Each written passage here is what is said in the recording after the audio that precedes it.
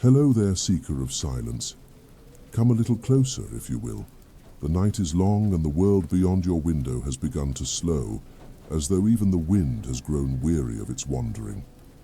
There is a place, far from the noise of cities and the restless turning of roads, where time itself moves like a quiet stream beneath ancient trees. If these quiet stories bring you peace, feel free to subscribe, so that whenever another tale is told beneath the starlight, you may find your way back again. Now then, let us begin. There are forests in Middle-earth that seem untouched by the passing of years. Places where the leaves do not fall as they should, nor fade as seasons turn.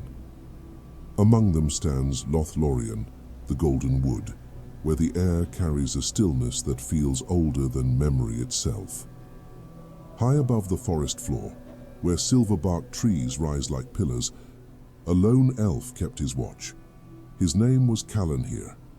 He stood upon a flet, a platform woven among the branches, his cloak draped in shades of green and gold, blending with the quiet brilliance of the leaves. Below him, the forest stretched endlessly, a sea of pale trunks and golden light, stirred only by the faintest movement of wind. It was said among his kin that nothing entered Lothlórien unnoticed. Every footstep, every breath, every flicker of shadow was known. And yet, for several nights now, something had changed. Calenhir leaned slightly against the smooth trunk beside him, his gaze sweeping across the forest paths below. The lantern at his side burned low, its light steady but dim, casting long shapes that swayed gently with the branches. He listened. Not merely with his ears, but with that deeper awareness that all elves possessed, a sense of the land itself, the subtle rhythm of roots and leaves and distant waters. At first, there had been nothing. Then, 3 nights passed, he had felt it. A disturbance. Not the heavy tread of orcs, nor the hurried passage of men, nor even the careful steps of dwarves, who sometimes wandered too close to the borders. This was different. It did not move as creatures did. It lingered, shifted, watched. Calenhir's hand rested lightly upon the hilt of his blade, though he did not draw it. There had been no sign of threat, no sound of breaking branches or disturbed leaves, only a feeling. And tonight, it had returned. Far below, between 2 ancient trees whose roots curled like frozen waves, something stirred again. Not visibly, not in any way the eye could easily follow, but in the way the forest seemed to hesitate around it. The leaves did not rustle there, the air did not move as it should. Calenhir narrowed his gaze. He stepped lightly across the flet, each movement measured, and reached for the bough, resting along the wooden railing. His fingers brushed the polished wood, familiar and steady, yet he did not lift it. Instead, he waited. Time passed slowly in Lothlórien. Moments stretched, not with tension, but with a quiet patience, as though the forest itself wished to understand before it acted. A faint shimmer passed between the trees, so slight that, had he blinked, he might have missed it. Calenhir stilled completely. There, again, not a figure, not quite. More like the outline of something that did not wish to be seen, moving just beyond the reach of clear sight. He exhaled slowly. This was no wandering beast, no lost traveler. Whatever moved below did so with purpose, and it knew how to remain hidden. For a long while, neither elf nor shadow moved. Then, as if guided by some unseen current, the presence drifted deeper into the forest, slipping between the golden trunks and fading into the dimness beyond. Calenhir remained where he stood. Only after the last trace of that strange disturbance had gone did he lower his hand from the bow. He did not call out, did not signal the other guards stationed among the trees. Not yet. There was something in the nature of this movement that gave him pause. It did not feel like an intrusion meant to harm, nor like a scout testing the borders. It felt searching. He turned his gaze upward. Through the canopy, the stars shone faintly, their light softened by the golden leaves. Somewhere in the distance, a night bird called once, then fell still. Calenhir stepped to the edge of the flet and looked toward the heart of Lothlórien, where the great city of Caras Galadon rose among the tallest trees. If something had entered the forest unseen, it would not remain unnoticed for long, and yet a part of him, quiet and uncertain, wondered whether this presence had not come from beyond the borders at all, but from within. He rested his hand once more upon the railing, the smooth wood cool beneath his fingers. The watch would continue, as it always had, and before the next night passed, he would follow. The hours that followed passed without further sign. Calenhir remained upon the flet until the first pale hint of dawn began to gather beyond the eastern hills. The golden leaves above him caught the early light, turning from dim amber to a faint glow, as though the forest itself stirred awake in silence. Below, the paths remained undisturbed. No broken twigs, no footprints pressed into the moss, no trace that anything had passed through the roots of the trees. And yet, the memory of that shifting presence lingered, as certain as the feel of the bow beneath his hand. When at last another guard approached along the high walkways, stepping lightly from branch to branch, Calenhir did not speak of it immediately. The elf who joined him was Ithilnor, older by many years, his hair pale as moonlight, his expression steady and unreadable. He inclined his head in greeting, resting one hand upon the trunk beside the flet. "You have kept the watch," Ithilnor said, his voice low like a quiet breeze passing through leaves. "As always," Calenhir replied. For a moment neither spoke further. It was not unusual among their kind. Words were seldom rushed, but Ithilnor studied him with quiet attention. "You have seen something." It was not a question. Calenhir exhaled, his gaze drifting once more toward the place where the forest had hesitated in the night. "Not seen," he said after a pause. "Felt." Ithilnor did not respond at once. Instead, he stepped closer to the edge of the flet, looking down into the golden expanse below. "Where?" he asked.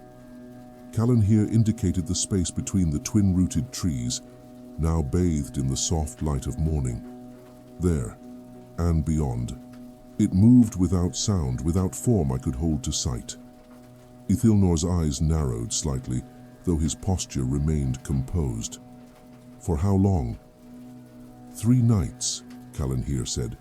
"Each time, it lingers, and then it withdraws." A longer silence followed. Far off, a faint breeze stirred the upper branches, setting a slow ripple through the canopy. Light shifted, scattering across the flet in soft patterns. At last, Ithilnor spoke. "There are paths within this forest that even we do not often walk," he said. "Places where memory lies deep and time has folded in ways not easily understood." Calenhir turned his gaze to him. "You believe this comes from within?" "I do not yet know what I believe," Ithilnor answered. "But I would not name it an intruder without cause." Calenhir considered this. The thought had already taken root in his mind, though he had not wished to give it shape. Lothlórien was not easily entered, and less easily left unnoticed. If something moved beneath its trees, unseen by all but a single watchman, then perhaps it had always been there, or had returned. Ithilnor stepped back slightly, resting his hand against the trunk once more. "You will follow it tonight," he said, not as an order but as a quiet understanding. Calenhir inclined his head. "I will." "Then do not go alone."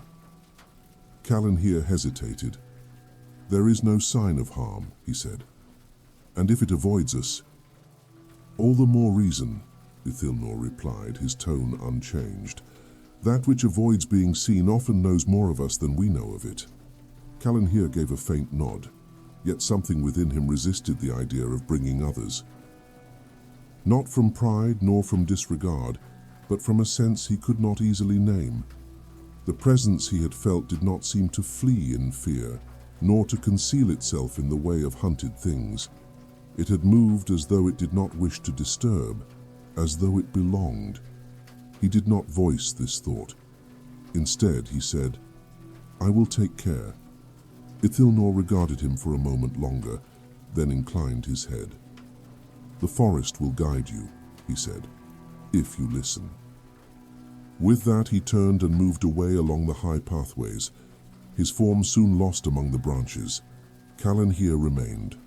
The morning grew brighter, though never harsh beneath the canopy. A distant stream could be heard now, its gentle course winding unseen through the roots of the land. Somewhere nearby, a leaf loosened and drifted downward, turning slowly as it fell. He watched it descend. Then he turned his gaze once more to the place below. The forest gave nothing away.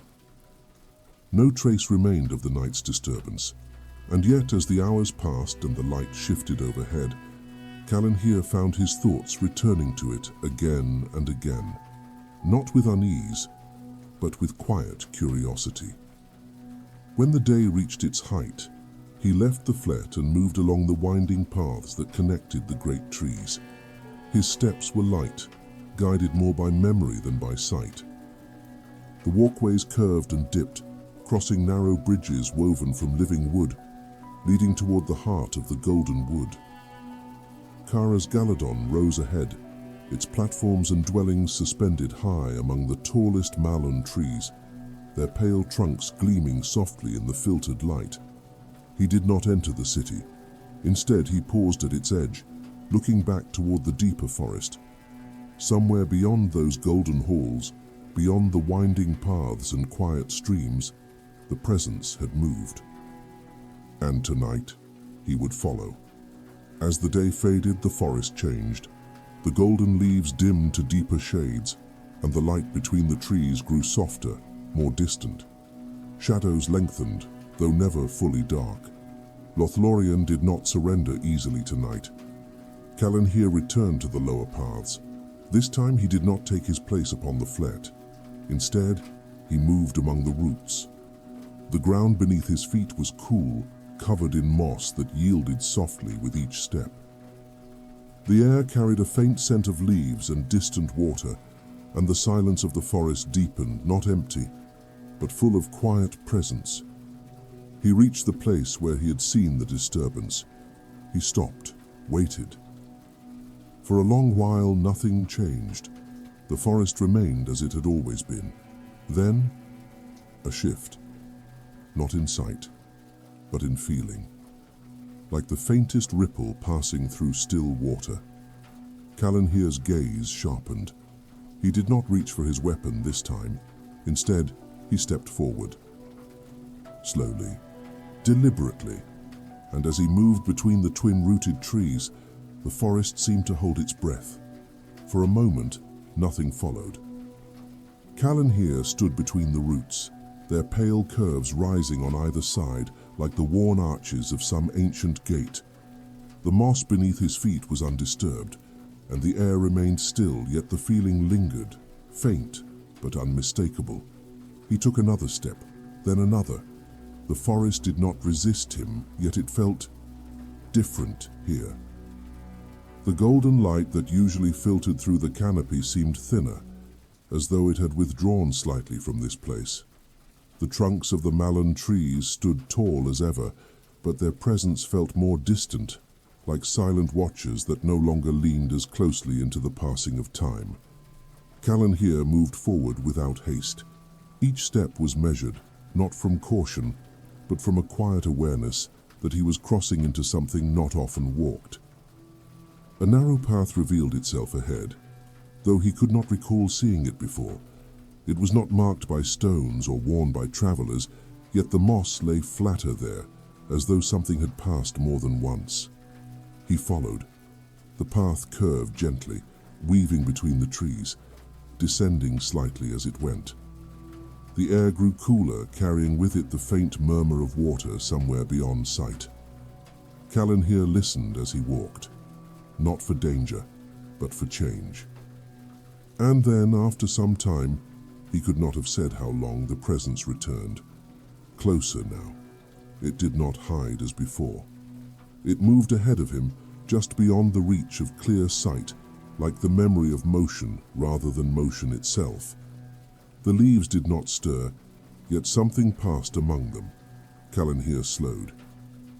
"You need not avoid me," he said quietly. His voice did not echo. It settled into the forest, as though the trees themselves received it. For a while, there was no answer. Then, a faint shimmer to his right. He turned. Between two slender trunks, something shifted. Not a shape, not fully, but enough to suggest the outline of a figure standing just at the edge of being seen. Calenhir did not move closer. He remained where he was, his posture calm, his hands at his sides. "You have walked here before," he said, not as a question, but as a quiet offering. The shimmer lingered. Then it changed.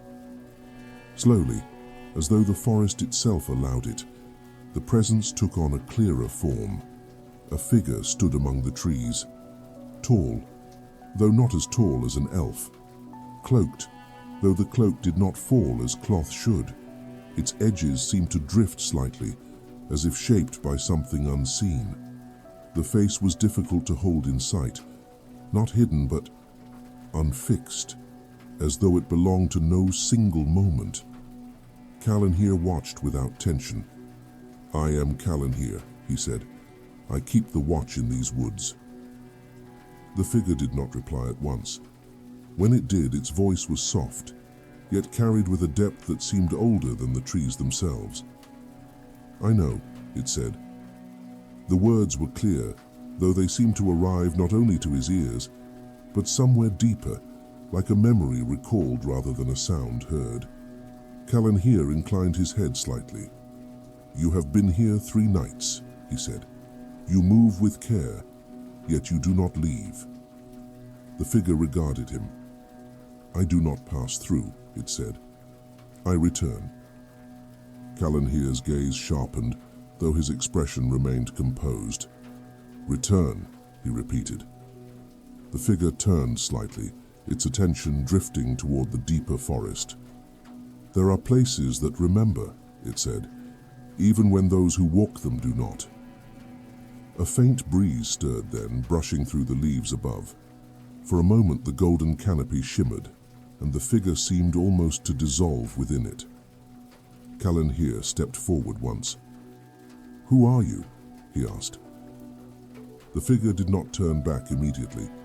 "I was not always as you see me now," it said, "nor as you do not see me." There was no confusion in its voice, only a quiet certainty, as though it spoke of something long accepted. Calenhir studied it. There was no malice here, no hunger, no intent to deceive, only distance. "You walk as one bound to this place," he said, "yet I do not know your name." The figure was still for a moment longer, then slowly it turned. "My name," it said, "has not been spoken in many years." Calenhir did not press. The forest seemed to lean closer, not in movement, but in presence. At last, the figure spoke again. "Erindor." The name settled into the air, quiet and steady. Calenhir inclined his head. "Then you are known," he said. Erindor regarded him. "Once," he said, "long before your watch began." A faint sound of water reached them then, clearer now. The path ahead opened slightly, revealing a narrow stream winding through the roots of the trees, its surface reflecting the dim light above. Erindor turned toward it. "I did not come to disturb your watch," he said, "nor to test the borders." "Then why return?" Calenhir asked. Erindor stepped closer to the stream, his form shifting slightly with the movement, as though it did not fully belong to the ground beneath him. "There is something here," he said, "something left unfinished." Calenhir followed, though he kept a respectful distance. The stream was shallow, its waters clear, moving slowly over smooth stones worn by time. On its far side, the trees grew closer together, their roots intertwining in ways that suggested age beyond counting. Erendor stood at the edge of the water. For many years, he said, this place has slept. Calenhir looked around. There was nothing unusual to the eye, and yet the feeling returned, stronger now. Not the presence of Erendor, but something beneath, something older still, resting deep within the roots and soil. What lies here? Calenhir asked. Erendor did not answer immediately. Instead, he stepped into the stream. The water did not ripple as it should. It passed through him or around him. It was difficult to say. On the far side, he turned once more. A path, he said. Then he began to move deeper into the forest. Calenhir stood for a moment. The watch he had kept for so many years had never led him here. Yet now the path lay open, and something within him, quiet, steady, told him that this was no longer a matter of watching, but of following. He stepped into the stream. The water was cool against his boots, the current gentle, steady. When he reached the far side, Erendor was already moving ahead, his form faint among the trees. Calenhir did not call out, he simply followed. And as he did, the forest behind him seemed to close, not in threat but in quiet understanding, as though the path he now walked was not meant for many, but for those who listened. The forest deepened. Beyond the stream, the paths of Lothlórien no longer followed the gentle curves Calenhir had always known. Here the trees stood closer, their pale trunks rising in quiet ranks, their roots weaving across the ground like old, patient hands. Erendor moved ahead, neither fast nor slow, his form shifting faintly with each step as though the forest itself carried him forward. Calenhir followed at a measured distance. The air grew cooler as they went. Not cold, but touched by something that had not felt the passing of many seasons. The golden glow of the leaves above dimmed slightly, and the light that reached the forest floor came in thinner strands, like distant reflections rather than direct illumination. For a time, neither spoke. Only the faint murmur of the stream lingered behind them, fading gradually as they moved deeper among the trees. At last, Erendor slowed. He stopped beside a fallen trunk, its surface worn smooth with age, its bark long since softened into pale ridges. Moss had grown thick along its length, undisturbed, as though no hand had touched it in many years. This place, Erendor said quietly, was once a crossing. Calenhir stepped closer, his gaze resting upon the ground beyond the fallen tree. There was no path there now, only roots and moss and the quiet presence of the forest. A crossing for whom? He asked. Erendor's form shifted slightly, as though he turned his attention inward, searching for something long buried. For those who walked between what is seen and what is remembered, he said. Calenhir studied the space before them. There was no sign of passage, no mark to suggest that such a crossing had ever existed. And yet, the feeling beneath his feet had changed again. It was subtle, like the faint difference between standing upon stone and standing upon earth, though no such difference could be seen. He stepped forward, placing one foot beyond the fallen trunk. For a brief moment, the forest seemed to hesitate, not in sound nor in movement, but in the way the air itself held still as though waiting. Calenhir paused, then, slowly, he brought his other foot across. Nothing happened, and yet everything felt slightly altered. The trees ahead seemed both nearer and farther at once. The light shifted, not in brightness but in depth, as though it came from a place just beyond reach. Erendor continued forward. "This path is not lost," he said. "It is simply no longer remembered by those who do not walk it." Calenhir followed. The ground beneath them grew smoother, the roots less tangled, though no clear trail could be seen. The forest itself seemed to guide their steps, opening just enough space between the trees to allow passage. A faint sound reached them then, not water, not wind, something softer. A distant chime, like the quiet meeting of stone against stone, carried gently through the trees. Calenhir slowed. "Do you hear it?" he asked. Erendor inclined his head slightly. "It has always been here," he said, "though not always heard." The sound came again, faint and steady, not rhythmic but not without pattern. Calenhir followed it with his gaze, though it seemed to come from no single direction. As they moved, the trees began to change. Their trunks grew wider, their branches higher, and the golden leaves above took on a deeper hue, as though touched by a light that did not belong to the passing of day or night. The air felt older here, not heavy, not oppressive, but filled with something long held in place. Erendor slowed once more. Before them, the forest opened slightly into a small clearing. At its center stood a circle of stones. They were not large, nor arranged with perfect symmetry, but placed with intention. Their surfaces were smooth, worn by time, each bearing faint markings that seemed to shift when not directly observed. Calenhir approached with care. The chime-like sound grew clearer now, though still distant, as though it came from beneath the ground rather than above it. He stopped at the edge of the circle. "What is this place?" he asked. Erendor moved to stand opposite him, just within the stones. "It is where memory rests," he said. Calenhir looked from one stone to another. The markings upon them were faint, yet not without meaning. Lines curved and crossed, forming patterns that seemed almost familiar, though he could not place them. "They do not belong to any script I know," he said. "They are not meant to be read," Erendor replied. "Only remembered." Calenhir stepped closer, his hand hovering just above one of the stones. He did not touch it, yet even without contact he felt something. Not a force, not a presence, but an impression, like the echo of a voice, long faded. He drew his hand back slightly. "This is what you returned for," he said. Erendor inclined his head.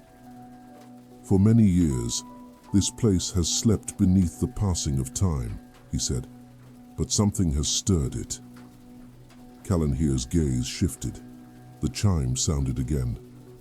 This time it felt closer, stronger, not loud but clearer, as though whatever lay beneath the stones had begun to awaken. "Do you know what it is?" Calenhir asked. Erendor was still for a long moment. Then quietly he said, "Not fully." The answer did not carry uncertainty, only distance. Calenhir looked once more at the circle. The forest around them remained unchanged.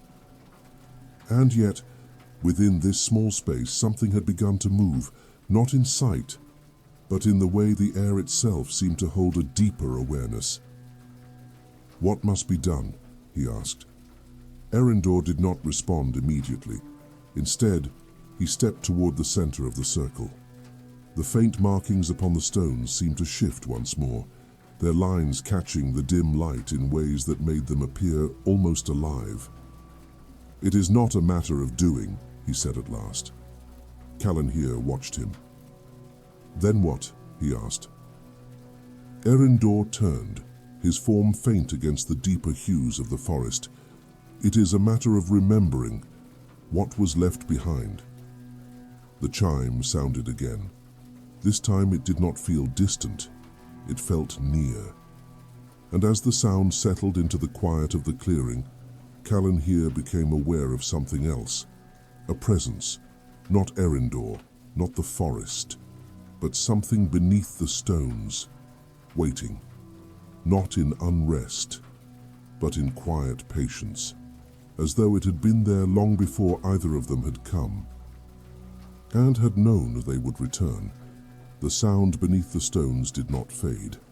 It lingered faint yet steady, as though it had found its place once more within the forest's breath. Calenhir remained at the edge of the circle, his gaze resting upon the markings that shifted ever so slightly when not directly held in sight. The air around them had grown still, not empty but attentive, as if the clearing itself listened. Erendor stood at the center.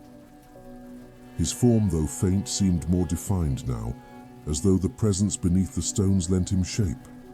The drifting edges of his cloak settled, and for a moment he appeared almost as one of the living, though something in the light that passed through him still marked the difference. "You feel it," Erendor said. Calenhir inclined his head. "I do," he answered, "but I do not understand it." Erendor lowered his gaze toward the ground beneath his feet. "For many years neither did I." The faint chime sounded again. This time it carried a subtle change. Not louder, not sharper, but closer to form, as though it began to gather into something more than a distant echo. Calenhir stepped forward. He crossed into the circle, moving between the stones with care.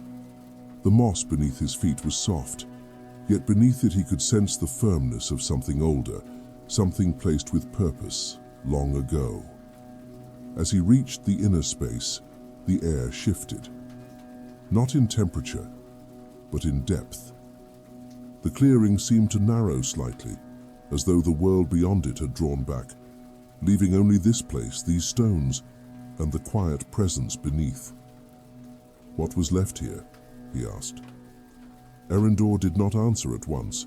Instead, he lifted one hand, slowly, as though recalling the motion rather than performing it. His fingers hovered above the ground, tracing no visible shape, yet following a pattern unseen.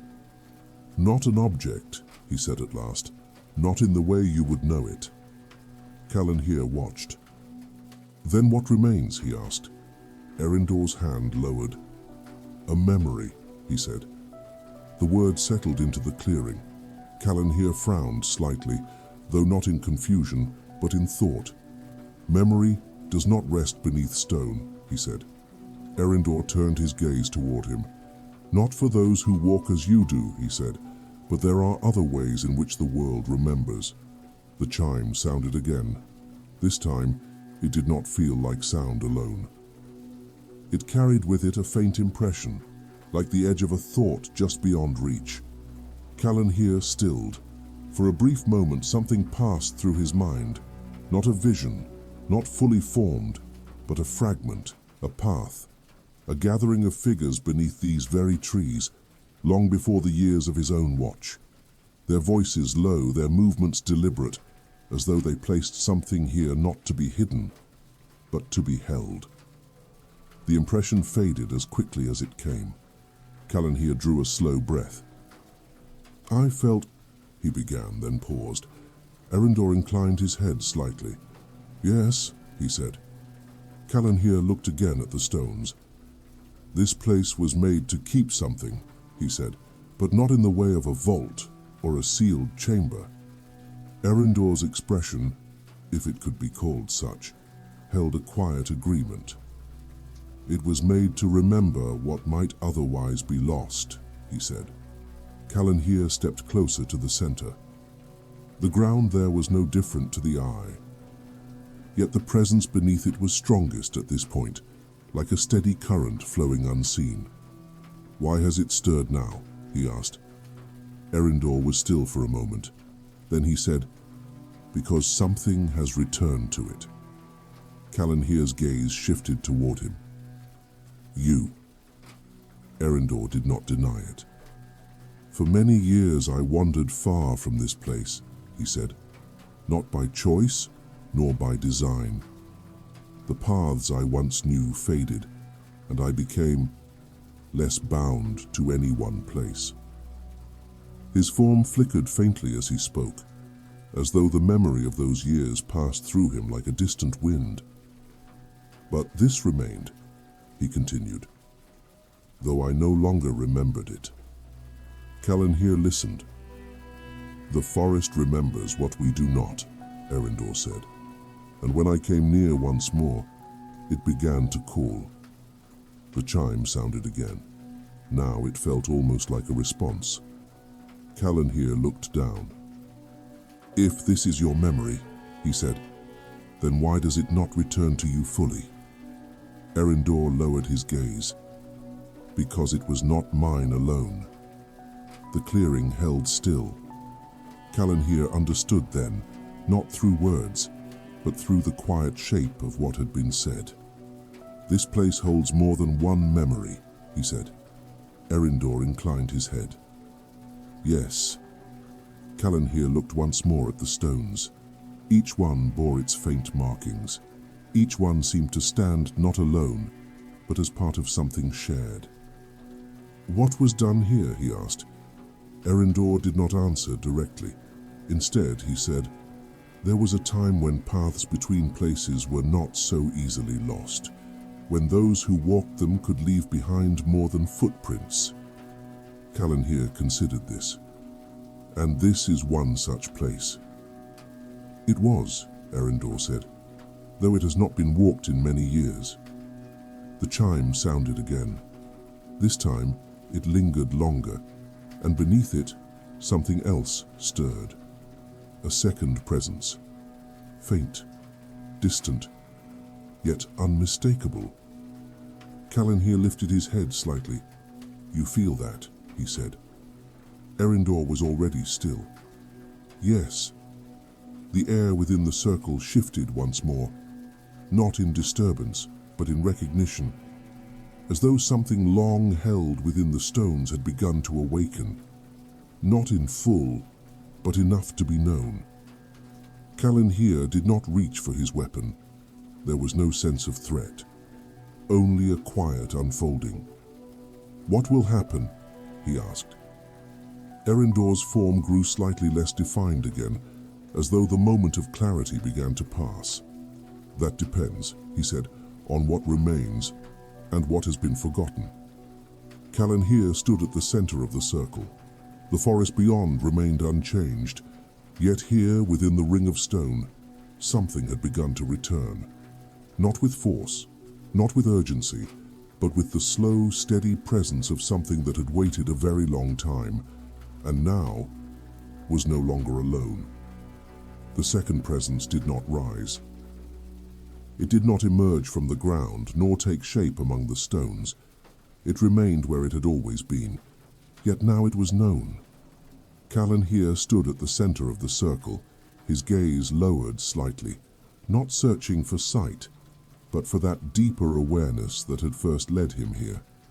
The faint chime lingered, though it had softened, as though its purpose had shifted from calling to answering. Erindor did not move. His form, once clearer within the circle, had begun to thin again, the edges of his cloak drifting faintly as though touched by something beyond the reach of wind.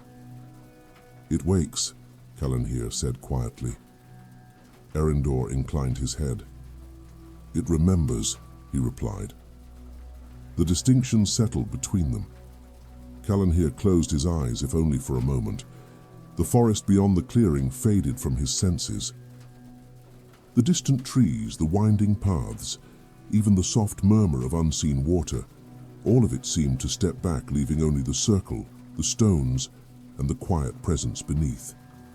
There, within that stillness, the second presence shifted again, not toward the surface, but toward awareness.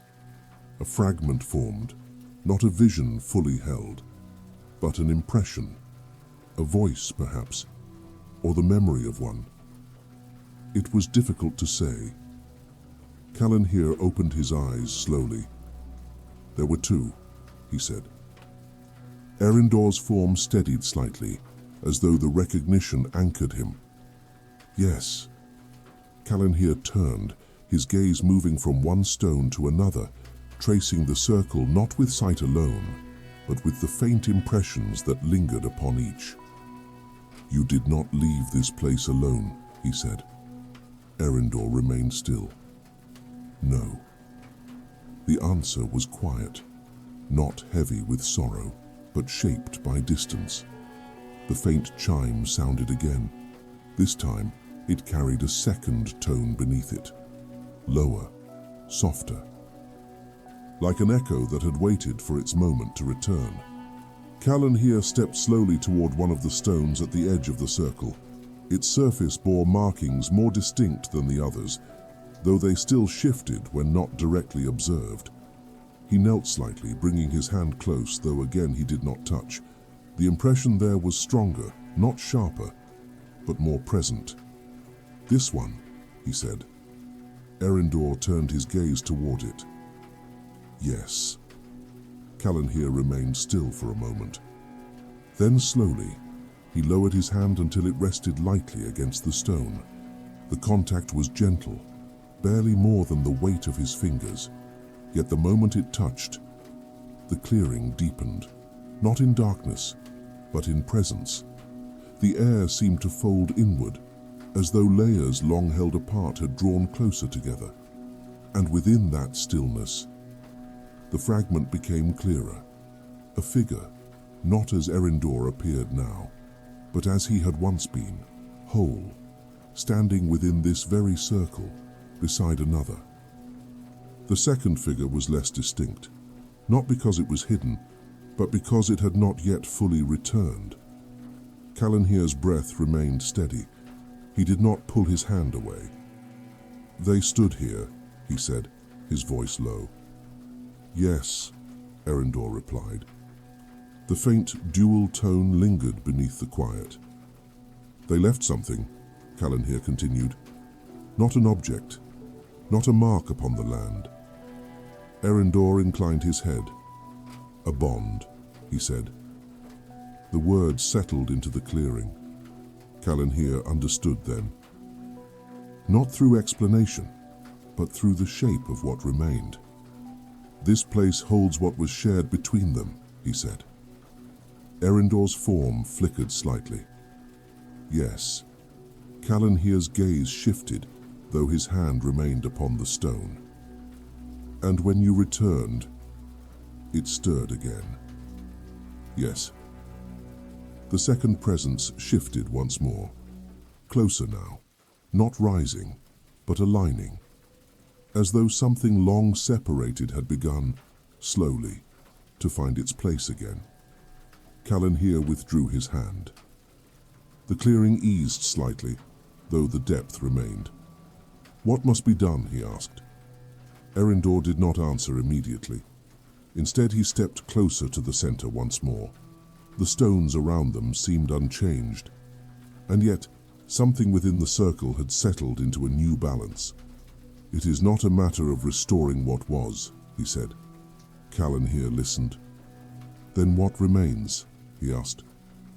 Erindor turned, his gaze drifting toward the unseen edges of the clearing. "To allow what remains to be remembered fully," he said. The faint tones beneath the stones softened, not fading, but settling. Calenhir stood once more at the center. He looked from one stone to another, then back toward Erindor. "And the other?" he asked. Erindor was still.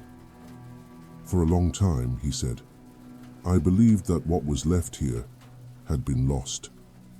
Calenhir waited. "But nothing that is truly bound to this place is ever entirely gone," Erindor continued. The second presence shifted again. Closer still, not yet formed, but no longer distant.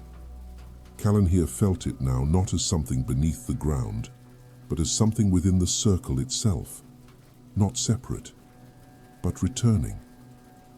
"What will happen when it is remembered?" he asked. Erindor's form grew faint once more, though not as before. Not as something fading, but as something no longer held in one place. "It will not be as it was," he said, "nor as it has been." The answer carried no uncertainty, only quiet acceptance. The forest beyond the clearing remained unchanged. The golden leaves above stirred slightly, though no wind could be felt below. Calenhir stood in the center of the circle, aware now not only of Erendor beside him, but of the second presence drawing nearer to form, not with urgency, not with force, but with the steady return of something long held in memory. The tones beneath the stones grew softer, the clearing eased. And for the first time since he had stepped beyond the roots, Calenhir felt no need to search, only to remain, and to witness what would come. The clearing remained unchanged. No wind crossed the circle, no leaf fell within its bounds. The trees stood as they always had, their pale trunks rising into the dim glow above, their branches woven into a quiet canopy of gold. And yet, something within the circle had settled into a deeper stillness. Calenhir stood where he had been, his gaze no longer searching, no longer measuring what lay before him. The faint tones that had echoed beneath the stones had softened into something barely heard, like the last note of a distant bell carried across water. Erendor remained nearby. Though his form had grown lighter, less defined than before, he no longer seemed uncertain in his place. The drifting edges of his cloak did not waver as they once had. Instead they rested, as though the forest itself now held him in a way it had not before. Between them, within the circle, the second presence lingered. Not hidden, not yet fully formed, but no longer distant. Calenhir turned his gaze toward the stone he had touched. Its markings no longer shifted as they had before. They lay still upon its surface, not fixed, but at ease, as though they had found their place once more within the pattern of the whole. "It is no longer waiting," he said quietly. Erendor inclined his head. "No," he replied. The word carried no finality, only a quiet understanding. Calenhir took a slow step back, allowing his gaze to take in the full circle once more. The stones stood as they always had, unchanged to the eye, yet the space between them felt complete. "What becomes of it now?" he asked. Erendor did not answer at once. Instead, he turned slightly, his attention resting not upon the stones, but upon the space they enclosed. "For a long time," he said, "this place held what was left behind." Calenhir listened. "Now," Erendor continued, "it no longer needs to hold it in the same way." The faint presence within the circle shifted, not rising, not departing, but settling, as though it had found the shape it was meant to take, not in form, but in being. Calenhir lowered his gaze slightly. "And you?" he asked. Erendor's form grew fainter still, though not as something lost, rather as something no longer bound to remain. "I came here because something called me back," he said. Calenhir nodded. "And now?" he asked. Erendor turned his gaze toward him.